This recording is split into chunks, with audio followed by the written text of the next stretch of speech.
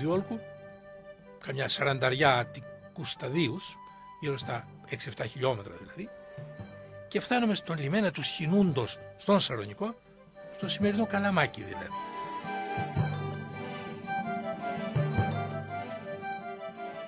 Τώρα θα ακολουθηθεί η αντίστροφη της ανέλκυσης διαδικασία για να γίνει η καθέλκυση του πλοίου στον Σαλονικό.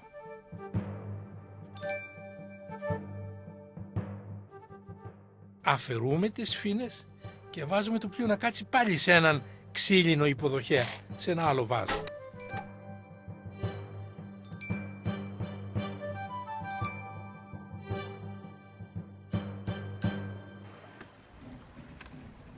Με τη βοήθεια σταθερών βαρούκων, το βάζο με το πλοίο σύρονται μέχρι το επίκλινον, την ράμπα. Εκεί θα ξανααρματώσουμε τώρα το πλοίο. Θα του φορτώσουμε σύνεργα κουπιά πανιά και θα ξαναστήσουμε μεθοδικά το κατάρτι, ώστε να τακτωθεί σωστά στον πυθμένα του πλοίου.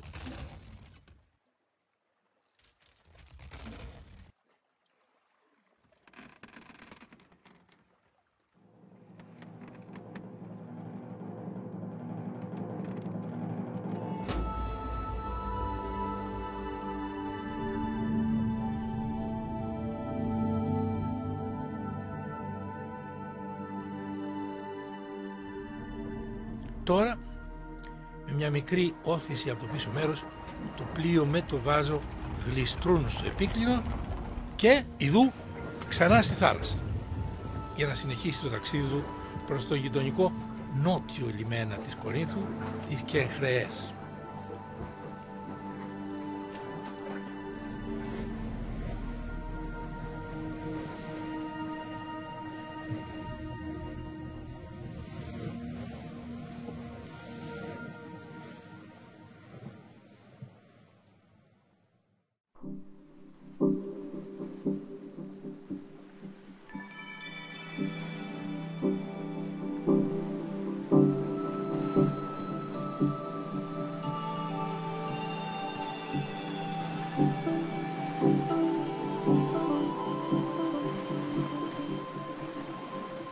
Οι Κενχρεές αργότερα θα πάρουν μεγάλη ανάπτυξη.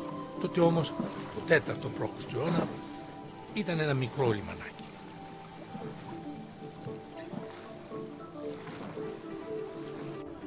Μια υποδοχή από εμπόρους,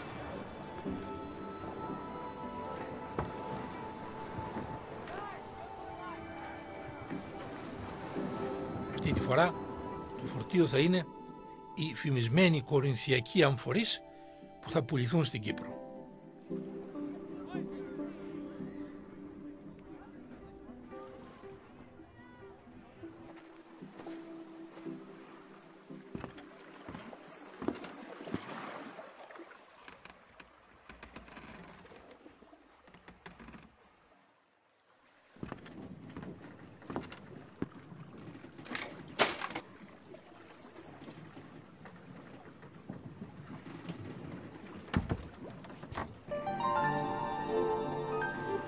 Προς τα εκεί πλέει τώρα το πλοίο μας, περνώντας από το ακροτήριο του Σουνίου.